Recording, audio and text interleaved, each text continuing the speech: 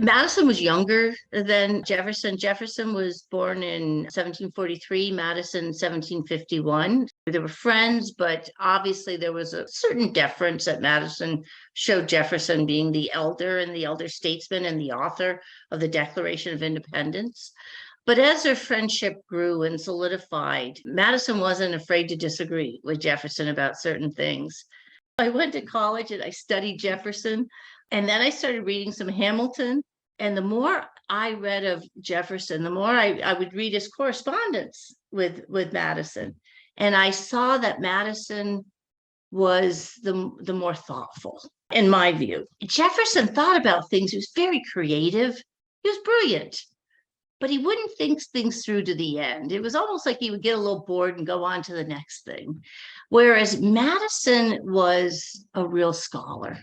I think even more than a politician or a statesman, Madison was a scholar. That was his calling. And he was the one more than anybody who thought through how to make the American experiment work. That was his life's project. That's what he devoted himself to, how to establish in America a genuinely free republic that could last through the ages. If you ever take a tour of Montpelier, Madison's home, you get to go up into his study and you look out this huge window over the rolling green hills of the valley. And that's where he sat for months and worked on thinking about what's going wrong in America after the Revolution under the Articles of Confederation and what can we do about it. He read a lot. He read a tremendous amount. And what he was really looking at in particular, he thought part of the problem was that we hadn't built a strong enough union. And we needed to have a stronger central government. It just wasn't working economically, politically. Federalist 10, he talks about all these problems that are going on, the rage for paper money and in the inflation that's going on, and the factions, the multiplicity of state laws, the injustice, confusion, Shays' Rebellion. He's looking at all these things. So he writes a piece, some notes that he calls Vices of the Political System of the United States. In other words, what's wrong? And what do we need to do about this? And he wants a stronger union, but still wants the states to be in place.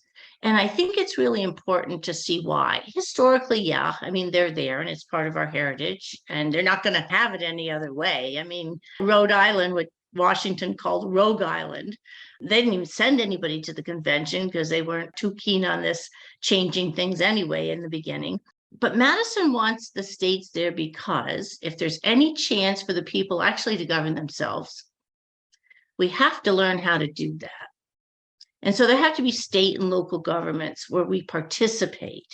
And participation isn't just showing up, it's that, but it's much more. It's that we actually engage with our fellow citizens. And there's going to be differences of opinion. And when you put those differences of opinion up against each other, you express your views, but you also have to listen to others.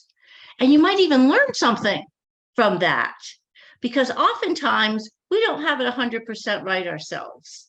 And in that clash of ideas, and in a clash of political ideas and political interests and political concerns, we learn more about what we ought to be doing, and we learn more about others and caring for others, caring for not just our own rights, but the rights of others and the common good.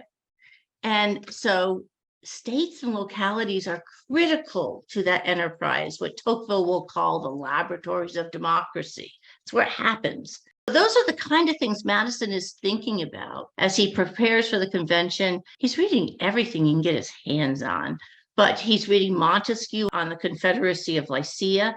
He's going through ancient and modern confederacies and studying them. How did they organize a government that's divided into parts? Where did they place the power? Was it proportionate representation or representation by units? And he's thinking through all of those questions to figure out what's best for America.